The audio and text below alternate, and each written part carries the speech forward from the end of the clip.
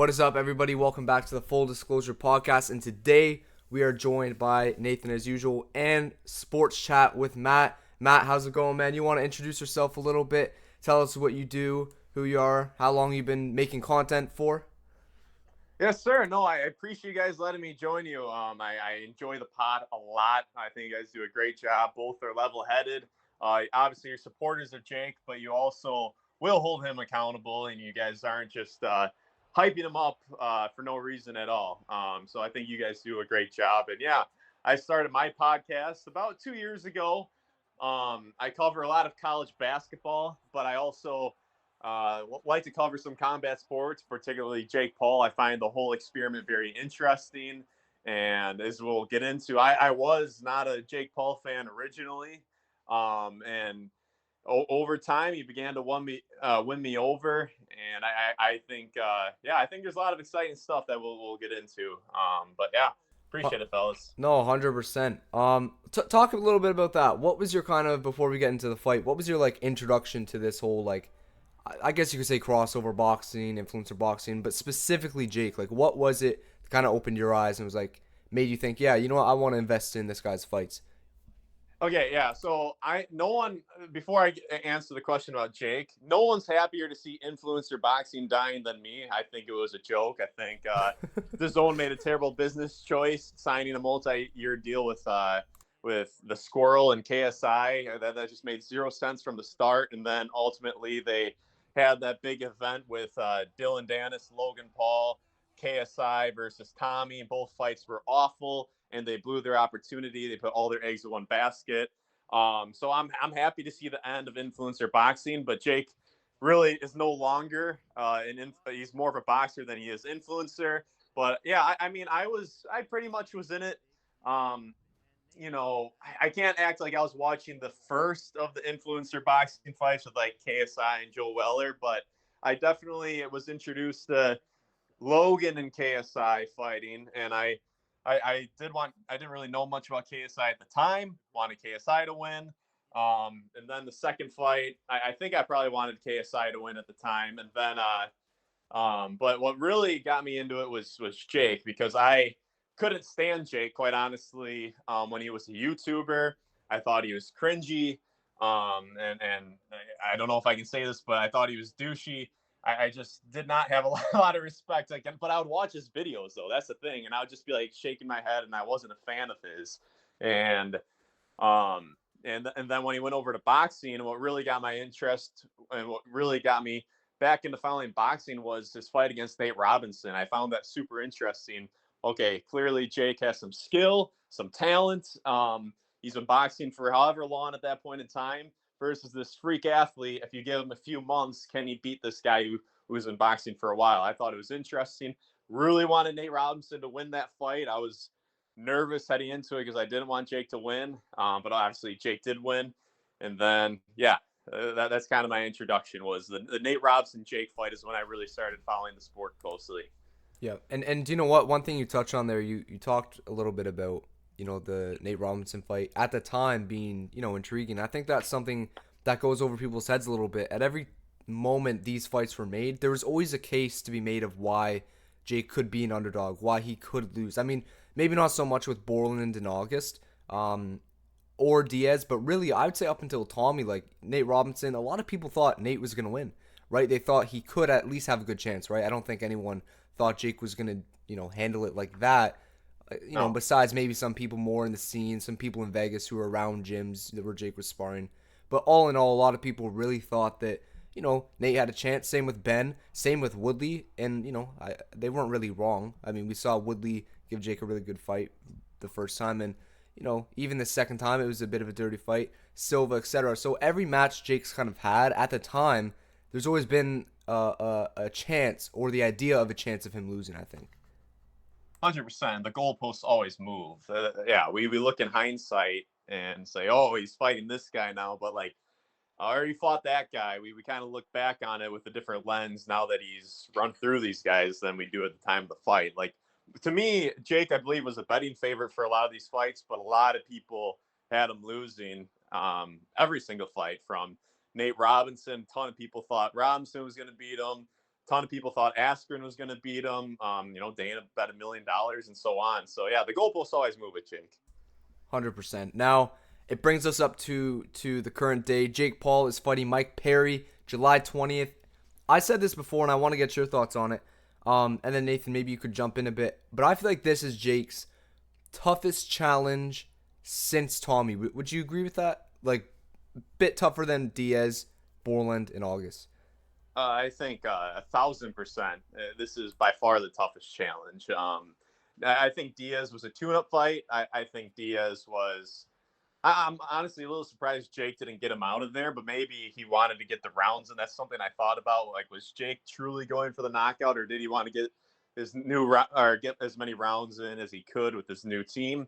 I don't know, because I always thought, Jake just said it the other day. Nate was the weakest puncher he's ever fought, and I read in Ben Askren's book, actually, Ben described Nate and Nick as very noodly human beings, like not solid when he was rolling with them in jiu-jitsu. So I just, anyways, I'm getting a little off topic, but I think that it's surprising that Jake just didn't just start unleashing on him, like without any fear.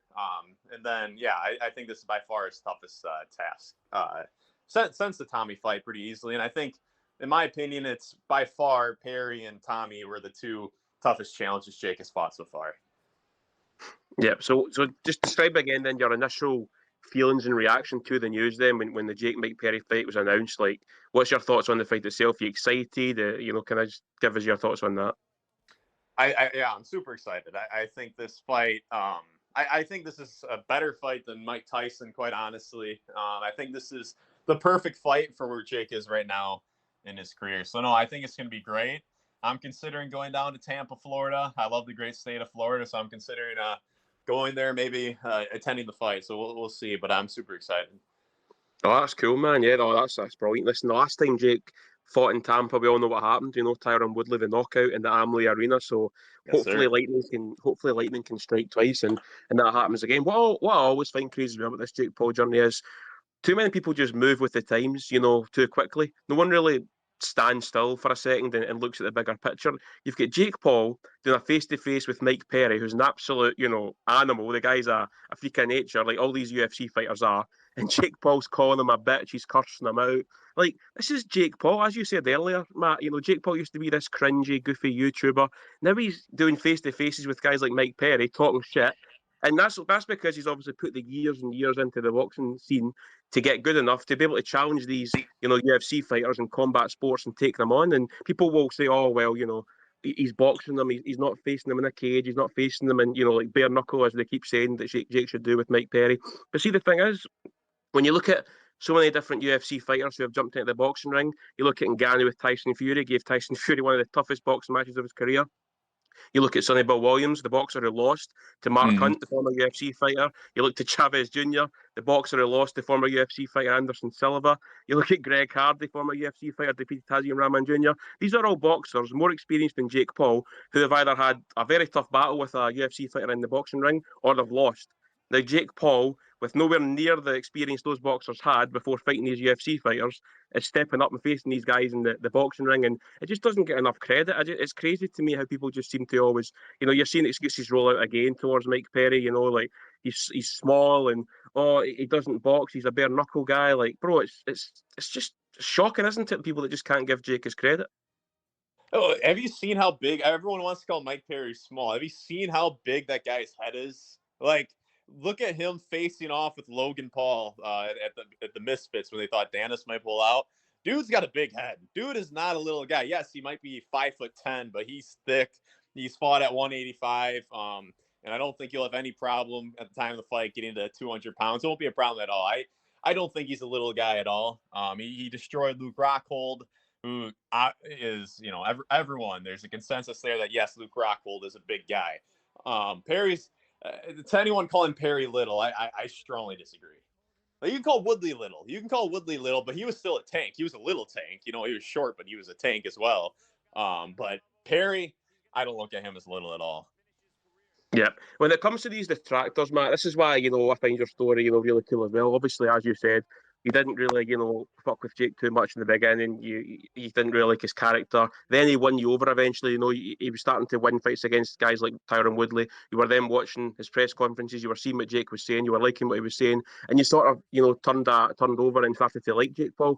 When you have these people who still, hate on Jake Paul to this day, they're still, just giving them no credit whatsoever, no respect at all. What is it that what is it about you, do you think, that made you change, from having that opinion of Jake in the past to now having the one you've currently got? And then when you've got people who have always, not liked Jake Paul and they still don't like Jake Paul, no matter what he's done, all these accomplishments that he's had in the boxing ring against these level of opponents, they're still hating on him. Like, what do you think it is about them that's just not made them be able to kind of change the way you have? I think there's a variety of reasons, and I think one is that first impressions are really strong. So he had a bad first impression with me in his YouTube days, and I think a lot of people might have, whether they came across him in his YouTube or they came across him before the Ben fight, before the Nate Robinson fight, and Jake. I will say it's like there were definite moments in that Ben Askren. I think Ben was a bad matchup with him in the lead up to the fight. Like with Ben is just so comfortable in his own skin, so like mature and everything. Where Jake's antics didn't really work. So there's moments where Jake kind of came off cringy there. Kind of came off, it didn't have some moments leading up against Nate Robinson where he looked great, where he looked just really egotistical. But as time went on, and I was paying so much attention to him. Like I was paying as much attention to him as I do my favorite college basketball team. And Jake has this quote where he said something along the lines where like his biggest haters are actually secret fans or something like that. And I thought about that a little bit, but the more I saw his interviews and the more I heard the things that he's talking about, I'm like, actually, I agree with a lot of what he's saying. And I think he grew up from 19 years old, documenting his life and acting, exaggerating who he is for the sake of entertainment. And so, yeah, a lot of us, if we were recorded from 19 to 23 years old, we would have a lot of moments where we weren't that proud of. But as time went on, I thought, to me, he's doing a lot of good for a lot of people. Like just for example, when the Hakeem Rahman fight fell through, he's paying the undercard. He's making all these people superstars. Amanda Serrano, I mean, no, fantastic boxer. No one really knew who she was before Jake. So I see him uplifting a lot of people. I see him having a positive message that I agree with. I see him being an ally for young men and saying a lot of good things and just being, believe it or not, a lot of people who have that first impression. And I think another thing is those people have first impressions, they don't follow closely enough. Like they're not watching his interviews. They're not getting exposed to different content, like getting to know more of Jake. So they just had that first impression. And then they'll see a clip of him, trying to promote the Mike Tyson fight. And they're like, yeah, that's the same kid. So I just think first impressions are really strong. I think a lot of people are casuals who just, when people have their mind made up, a lot of times they're just not open to changing it. Yeah, that's a good way of putting it. And I mean, I kind of had the same thing. Like, I wasn't a fan of Jake until really Woodley, because it was the same thing. I was like, oh, this guy's just talking a big game. But, I understood that, Askren, Nate Robinson, those fights were what they were. But, I hadn't seen him really go through a test that, he's kind of talked about. But when he fought Woodley the first time, I said, you know what? No, that's a good win. Fair play. And then the knockout. I mean, don't forget he signed a fight with Tommy right after that. So, he started making the moves of someone who's taking the sport serious. But, back to that Mike Perry fight, my kind of like, since we were speaking about first impressions there, my first impression on it, and we kind of talked about this, Nathan, and I want to hear what you think about this, Matt.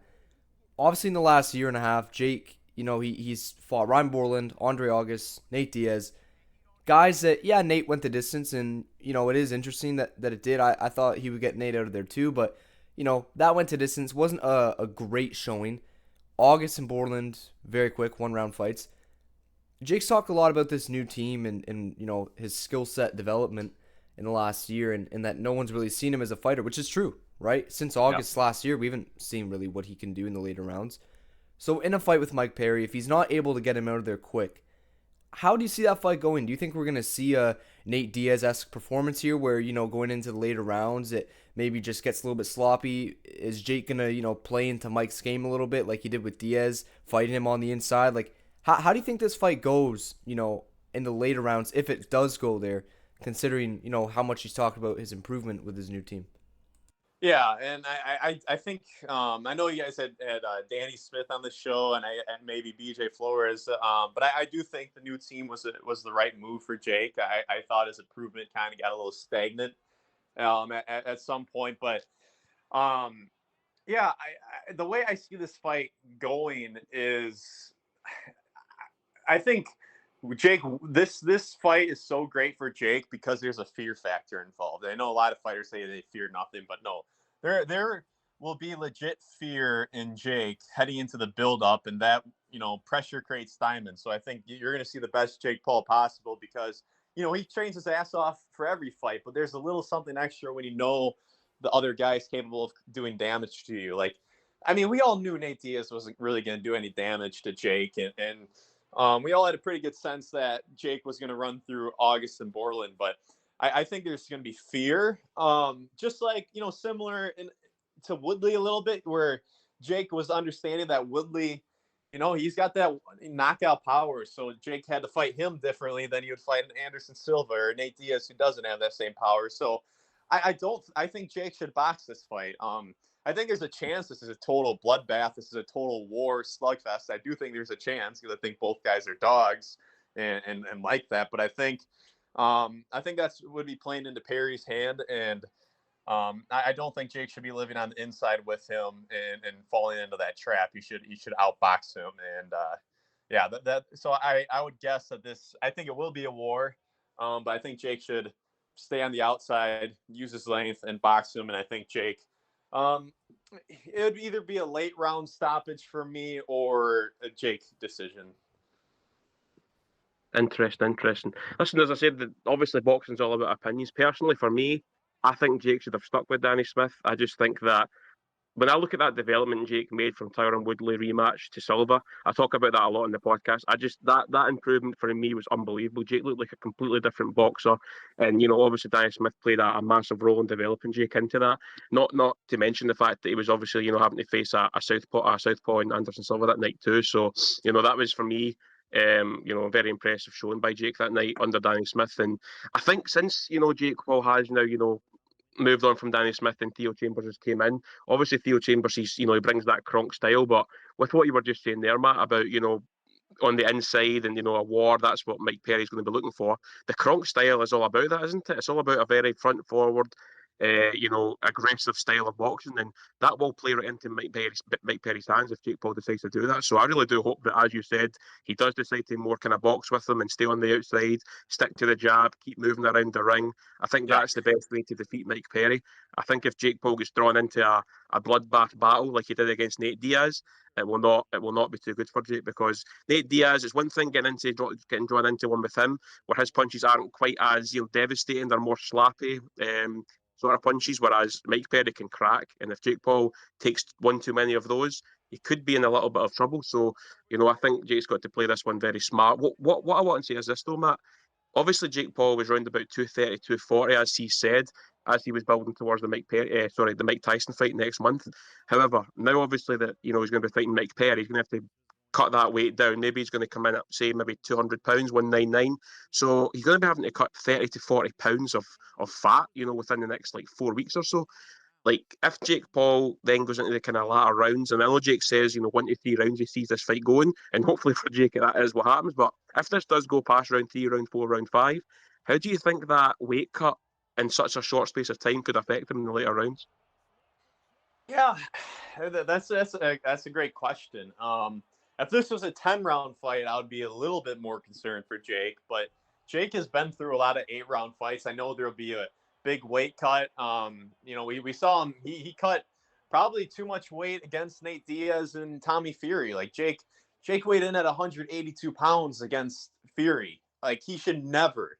That is just not healthy for Jake Paul to be weighing in at 182. He's a naturally broad shoulders, got that Midwest bone density in him. Like, we've seen him cut too much weight, and against Diaz, he looked solid. Against Tommy, had his moments. So yeah, I do think that could play a factor. But I think if it was a 10-round fight, I'd be a little bit more concerned. I think he already said he was down to 220 maybe a few weeks ago, or I don't remember. But as long as he gets to 210 pounds relatively soon, I think he'll be fine. So yeah, my answer is, since it's an 8 round fight, I'm not overly concerned for Jake. Yeah, yeah. No, that's fair enough. So yeah, overall then, you know, with a prediction, we'll still will talk about the fight in more detail, but I just want to like, get a prediction off you right now. Like, what's your kind of thoughts on it? How you see it going? Yeah, no, if I had to guess exactly what will happen, I'll go. I'm gonna go Jake Paul TKO in the later rounds. You know, we can maybe throw round 7. I just, you know, Perry. Like I said, I think he causes a lot of problems for a lot of guys, but I do think there'll be some openings, and I think Jake can outbox him and land some power shots. Yeah, Perry doesn't mind getting punched, but I mean, that mindset, you know, that mindset only does so much for you when your equilibrium's not there. You know, you get punched behind the ear, oh, you're tough as nails. It doesn't really do anything for you when your legs are wobbly because you hit a nerve behind your ears. So, I think, yeah, I'll go with Jake round 7 TKO. Good, good. Well, listen, as long as we get a knockout, obviously, you know, the main thing is Jake winning, but it'd be great to see Jake knock out someone like Mike Perry. Obviously, you know, he done it the last time in that arena, so hopefully, as I said earlier, lightning can strike twice Yeah. there. So we're looking forward to Also, that. just to add on that, like I think the main thing, like when you look at the development he's made under his new team, and especially like his old team with Danny and BJ and whatever. I think with Danny, like a big thing is it's easy to say maybe that he was, not progressing as fast, but I think the thing you have to understand with the Danny Smith thing, and this is why I think maybe this, we could see new Jake on 20th. I'm gonna lead it in here, but I think with Danny, he was facing guys like Silva, like Woodley. Jake was way, way, way more green at the time, right? So I think when you're spending a 6 to 8 week camp, mainly focusing on developing a game plan, you're kind of lacking some fundamental things because you're just so focused on getting the job done and not building Jake and growing him as a boxer. So, I think that's That's where we fair. kind of saw that progression. I guess you could say plateau maybe between like Silva and Tommy. But now that he's had this, Borland fight, August fight, Diaz fight, he's had 3 fights under his new team, and especially the last 2 that, he's really been able to spend those camps developing his fundamentals. This is where I think we're gonna see maybe that new version of Jake that he was talking about last year, right? He said, I have a new team around me now. They're developing me a lot more. But now that he's had a year and a half with them in 2 fights, 2 camps where he's really, focused on his fundamentals, his footwork, how he's turning his punches, all that. His jab is, by the way, looking really good. His check hook, he's been developing that too. This is where I think we're gonna see that new Jake, and I think that time period, the Borland and August fight, while the fights weren't really that good, I think the time in between those fights, the camps that he was developing his fundamentals, that's where you're gonna see the difference on the 20th, in my opinion. Yeah, and one thing I do want to throw out there is more or less my I shouldn't say problem, but I think moving on from BJ Flores, it was more BJ than it was Oh, Danny 100%. Smith. Oh, 100%. Like 100%. BJ, I'm sorry, I'll just I'll just speak freely here. It's not like I'm boys with BJ Oh, or yeah, have go for it. Go for it. BJ. I hate to say it, but he's fought a lot. I'll say this: he's fought a lot of fights. He fought hundreds of amateur fights. He fought a lot in the pros. I think he might have been ringed one too many or hit one too many times on the head, and I hate saying that, but some of the things he does on Instagram, and like he was in what country was he in when he got shot in the head? Colombia? He was flexing his watch, his like Gucci watch that Jake got him in Colombia, and he Oh, would yeah. always be doxing himself and just doing weird stuff, posting weird stories, and I Mm-hmm. thought he did a great job with Jake, but quite honestly, I think it was better to move on from BJ Flores than it was from Danny Smith. I just think BJ was an interesting guy. You can just kind of see it though. I hate to say it because it's not a joke. I've seen people who have brain stuff, but I just think that BJ unfortunately got hit in the head one too many times, and keeping him around the camp and just kind of this weird activity on social media and stuff like that. It was time to move on from BJ. It was less Danny Smith, and I do get what you're saying. Like it's so much about getting the job done. When Jake is so green, I just Yeah, I don't know who was the main trainer for that second Woodley fight. I thought that was just a little bizarre that Jake worked his ass off so much and then he was just kind of flat against Woodley prior to that knockout. Like he just didn't look fluid out there. And then yeah, I agree. He looked really good against Silva, but I think part of that was just the fear factor, right? Like we're Yeah. talking about having to fear a guy's right hand. You can fight a little differently, and Jake was in his prime, or athletically in his prime, where he can snap quicker punches than Silva. Silva was a great opponent, and I'm not taking that fight away. I think that was a great win. Silva was the real deal. And then Tommy, it's just, I just think there was a few too many holes, but it was less Danny Smith, more. It was time to move on from BJ Flores. Oh yeah, yeah. And that's the thing too is with Silva. Yeah, it was a much better like stylistic matchup for Jake, especially like. But then the thing with Tommy is that then he's in there with Tommy, number one on a night that he probably shouldn't have been fighting, but also even in a good camp, he's facing something he's never faced before under the bright lights, and that's a jab that Tommy has. That's also the reach Tommy has, the combinations he was throwing. Silva had some combinations on the inside, but Tommy was really working that jab and keeping Jake at range. He couldn't get inside at all, so it was just a bit too much too soon with Jake. But no, I listen. I agree. BJ had to go. But and by the way, I think he's between maybe the Gibb fight and Nate Robinson, maybe even Askren. He did a good job, but I think as soon as you started leveling up a little bit, to the Woodleys and the Silvas, that's where you need a guy like Danny to come in. 100%. No, you hit on the head. The improvement Jake made from Gibb to Nate Robinson was just ridiculous. He looked so fluid out there. It was pretty nuts for a guy who had been boxing for like 2 years at that point and really training like a professional for a year to look that good. So yeah, I will give BJ his credit, but like I said, you can't be flexing your $100,000 watch and literally saying where you're going to be, like putting your address out there in Colombia with a really nice watch. And that was just stuff he would do all the time. And it was time for BJ to go. Yeah, he was a very flashy guy, very, very out there. I mean, now he's doing some stuff with Misfits, I think, with Tristan Ham and some Misfits fighters. So, he still wants to be involved in the scene of it. But, yeah, I agree. There was a certain level where I think it was the right move to get BJ out of there. But back to the Mike Perry fight a bit. What does a path to victory for Mike look like, in your opinion? And Nathan, you can jump in after. Like, what do you guys think the path to victory is for Mike in this fight? I just think baiting Jake into your game, making Jake fight your fight, fighting on the inside, and just walking Jake down and making him engage. And Mike's got to eat Jake's power punches and then land some back and see if Jake can take it. I think just making it a slugfest is the pathway for a Perry victory. Yeah, I'd agree with that 100%.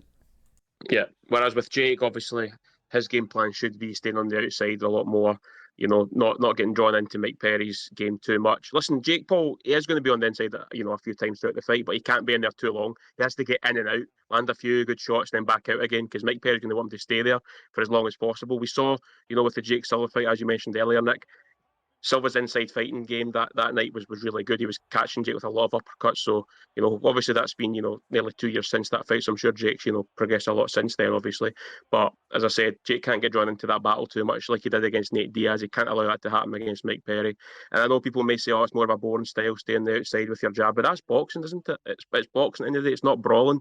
So at the end of the day, Jake has to stay more on the outside. And listen, there will be openings, as Jake said, in the face-to-face with Mike Perry.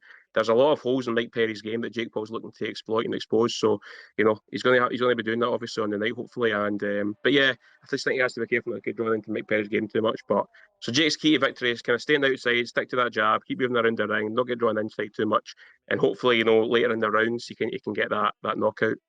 Yep. A question that I've kind of brought up. I think I said this to you, Nathan. The Borland fight and the August fight, while I think they were good for camps to, give Jake time to actually develop fundamentally, what habits under the lights did that really teach him, right? I know he's been in there with Silva, Woodley, guys who are putting him to the test. But I mean, under the lights against Ryan Borland, threw a big barrage of punches. I think it was like 13 punches. It wasn't a very pretty finish. And just in general, being in the ring with a guy who isn't really going to throw a lot back at you, you can be a lot less defensively aware. Do you think doing that under the lights 2 times now is possibly maybe instilled that habit in Jake to where he's lacked defense a little bit? And then what if he goes in this fight with Mike Perry and, he's, I don't know, getting caught with some punches because he's so used now to being on that stage and, not having a lot coming back at him? Do you think that those fights kind of did bad for him in that sense? Is this question for me? Yeah. Well, yeah. Yeah, Well, on you I'll go, Matt. just On you get go. started. Like, yeah, I think the fights are actually perfect. Quite honestly, what through Diaz, the August, the Borland, it's honestly, I think it was great that Jake got 10 rounds with Diaz. But I think what was important is the training camps and just fine tuning things. Every Jake's just got to do it really unconventionally because most boxers, we all know, fight tomato cans until their 20th fight, and then they'll challenge themselves. But Jake's got to be strategic. He found guys who he can kind of run through that had good looking records, and then fighting Diaz was a big fight. So I think it was perfect just to develop his skills and work on and improving with his new team. So I don't think it's a problem. I think he needed to do that. I think he needed a somewhat that was kind of a more traditional path these last few fights. Fair enough. Less Diaz, but I think it was necessary. Yeah, Yeah. fair. Speaking on that, Matt, as you said earlier, it's kind of feeling like 2021 vibes again, with Mike Perry, Mike Tyson, Jake Paul, obviously, making fights again with these big names. And as you said to me before, you really, obviously the Jake Paul journey, you were watching it, but what was exciting about it as well was Jake Paul was facing these known names. He was facing guys who, were famous, they had a reputation. So that's what made it even more exciting. When Jake Paul then, veered off into this kind of more traditional path against Andre August and Ryan Borland, guys that we'd never heard of before, and then when it came to the actual face-to-faces and the press conferences, they froze under the spotlight, because they weren't used to that attention by the media. They just weren't used to any of that. They were in a very uncomfortable environment. These MMA fighters, these famous UFC fighters, they've been there and done it. They've experienced all that before. So do you feel? And plus, let's get it right. Mike Perry's going to give Jake a far stronger test than Andre August and Ryan Borland did. I'd be shocked if he didn't. So do you think that Jake should continue doing this now? I mean, I know he's got the Mike Tyson fight booked for the end of the year, but even after that, do you think Jake Paul should continue with the Jake Mike Perry sort of fights, maybe a Jake Darren Till perhaps in the future, rather than going back to that kind of traditional path? Or what's your kind of thoughts on that? I take him at his word when he says he wants to be a world champion, and these fights are, they were the best fights in my opinion, just to help him level up and further pursue that goal. And I think it is super important that he fights Perry next. I think Perry is a guy who's going to provide a big challenge. And then Mike Tyson. Here's the thing about the Tyson fight is Jake Paul. He knocks out Mike Tyson, and let's say he's celebrating, jumping up on the ring, the corners of the ring, putting his arms up, talking his shit. Pardon my language. But I think that would make Jake arguably the biggest villain, not just in combat sports, but in sports in general, because Mike Tyson is beloved by everybody. So if he knocks out a 58-year-old Mike Tyson, that does so much for Jake's career, where he will take the Floyd Mayweather route, and people will pay to watch Jake lose like they have in the past. But at that point, I think the most important thing, yes, you can make some big fights with big names, but I think the most important thing is fighting a guy who people think can truly knock out Jake Paul, whether they have a big name or not fighting a guy like August or Borland, but fighting a real boxer, because by then I think you'll be ready to fight a boxer who can, strike fear into him Could and be a Tommy strike Fury belief into the rematch. Could be a Fury rematch. Someone Yep, like that.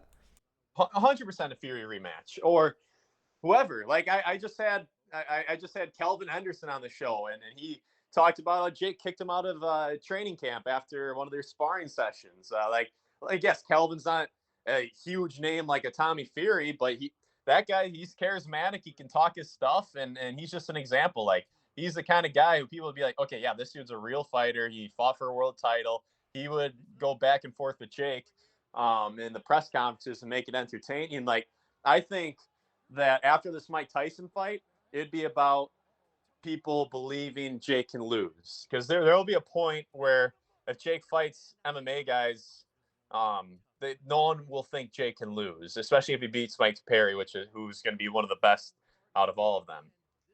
Yeah. You talk about there Jake getting knocked out. Now that you just mentioned that, obviously, see after Deontay Wilder's latest performance, I've crazily seen so many different people suggest that Jake Paul should take on Deontay Wilder. Like, that's not something you'd be suggesting, is it? Or is it? Perhaps. Yeah, that one to me. I mean, they would make a lot of money. It would get a lot of views if they fought, in the PFL. But I would like to think that Deontay Wilder would win that. Just he's one of the greatest heavyweights of all time. I know I shouldn't say greatest, but he's a great heavyweight. He was a great champion, and I just think that'd be a bad look for boxing if one of your great champions can't handle Jake Paul's high school wrestling experience. So I'd like to hope Deontay Wilder would win that. If I were Wilder, I would just enjoy life. You've done enough. You don't need to get hit in the head anymore. But yeah, I that one, it would be intriguing, but I honestly hope it doesn't happen. Yeah, I agree. Wilder's still got that power, man. I don't think just because he's maybe not done the best in his last few fights that you could just throw Jake in there with him.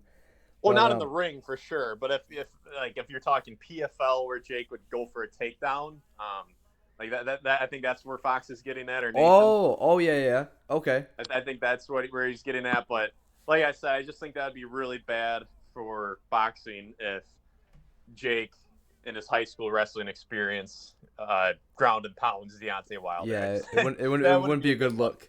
Yeah, no, not at all, not at all. Yeah, I mean, I think we've covered a lot here. Anything else on the Mike Perry fight, Fox, or Nathan? Well, not. I was going to say, Matt, is there anything else you can think of, even if it is, Mike? Sorry. Is there anything you can think of, Mike Perry, or if it does win a game, if you want to discuss that? And then the last topic I would like to get your guys' thoughts on is what do you guys want Jake to do after Mike Tyson? Let's say he beats Mike Perry, he beats Mike Tyson. Let's say he knocks out Mike Tyson. What do you guys think the next move is for him?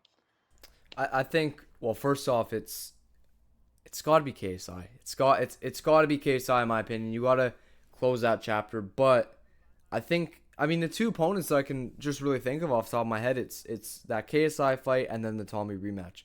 I guess the question is in what order you do that in, because do you want to, the KSI fight, in my opinion, Jake takes that. So do you want to come off that Mike Tyson fight, take a fight with Tommy where you could possibly lose? I think the chance of him losing to Tommy is higher than KSI. Maybe do that. That way, if you do lose, you can bounce back by fighting KSI and beating him. Or do you do it the other way, go fight KSI right after when the hype is still at the high, and maybe February like they've talked about, and then do the Tommy fight later. I think that's probably more the move. Do the KSI fight, then Tommy. But yeah, I think KSI, Tommy, and then as you said, maybe just going, once the big names are kind of crossed off the list, going down, a more traditional route with some better level pro boxers. You mentioned Calvin Henderson. Like the storyline they could create there would be amazing. You know what I mean? I'm sure they have footage of however that spar went, and I'm sure that 100% they could at least, even if it was like August, right?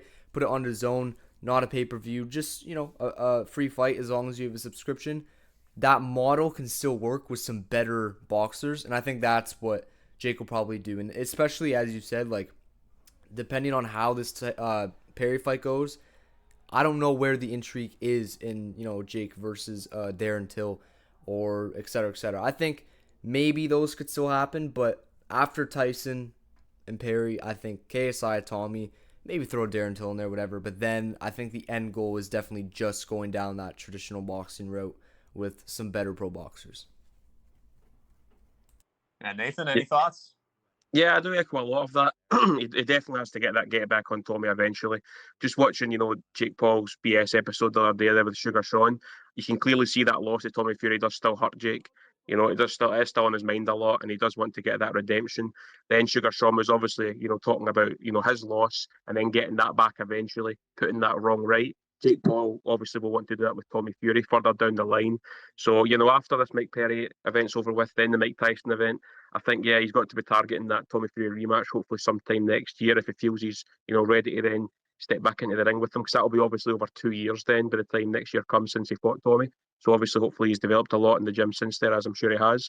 So I would say definitely the Tommy Fury fight has to happen. Listen, the KSI fight must happen as well. Got to close that influencer boxing chapter once and for all. But if that fight doesn't happen, I know who I'll be putting the blame on for that, and it won't be Jake. So, but yeah, hopefully that fight can get made, as I said, KSI. I'm going to be honest though, the traditional boxing route for me, it just I will still watch. Of course, I'll still watch Jake, but it doesn't excite me, to be honest with you.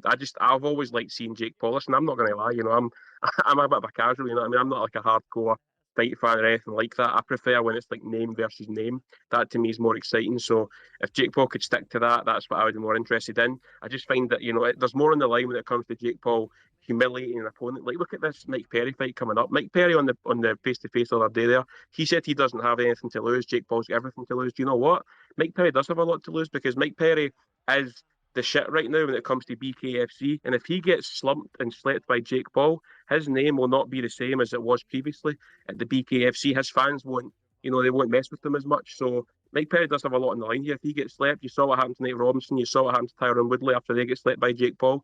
It's never been the same for them since. They've sort of almost vanished. So it wouldn't be good for Mike Perry if that happens to him. And for me, that's what I like when it comes to Jake Paul's fights. If he's fighting someone with a reputation to protect, then there's a lot on the line for them. And if Jake Paul knocks them out, then it's really bad for them. So I would like to see him continually box opponents with names rather than the Andre Augusts and the Ryan Borlands of the world. And I know you mentioned Calvin Henderson, but again, he's not got a massive name either, and that would be a big risk for Jake, given the experience difference and things like that. So that's where I'm sort of at with it.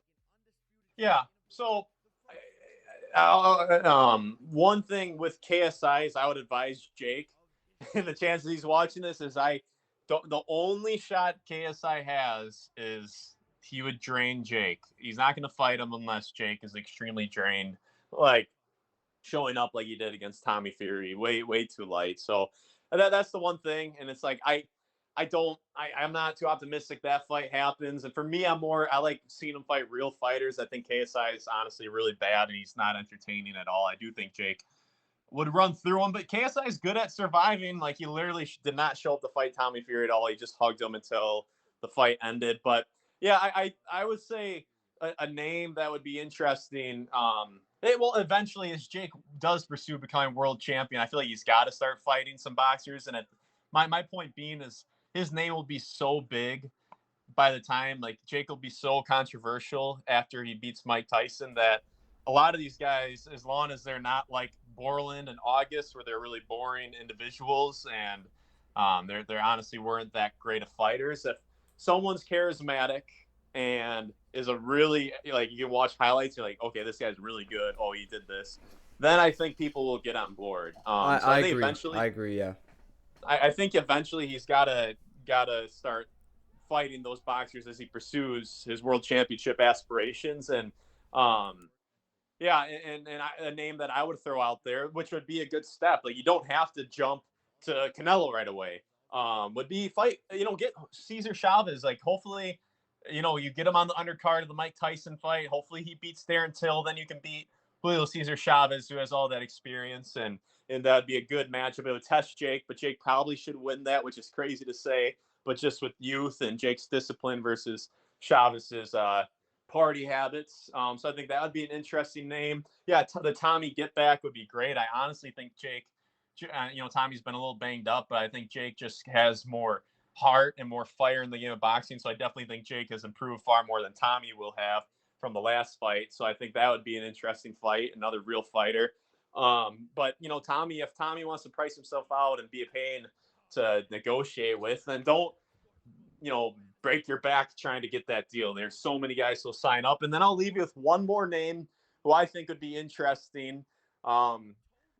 This one for me, I will admit, he was on the show, but this one to me is interesting because the guy named Kenzie Morrison is a heavyweight boxer who is somewhat obsessed with Jake. I'm not going to lie. If you go to his social medias, he posts about Jake all the time.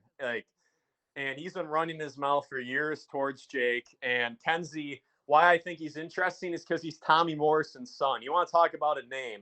Tommy Morrison is one of the most iconic, recognizable boxers. Obviously, he was in Rocky V. He was he partied hard. He had to retire because he got AIDS, I believe. He just has a wild story. And I think Kenzie Morrison is probably the most undermarketed fighter I've ever seen. Like, he should be one of the most well-known names because he literally looks exactly like his dad. And he's a 20-1 pro boxer, and his dad, like I said, is iconic. Everyone knows who he is. And he has been trying to get Jake's attention for years. And I think you talk about an introduction.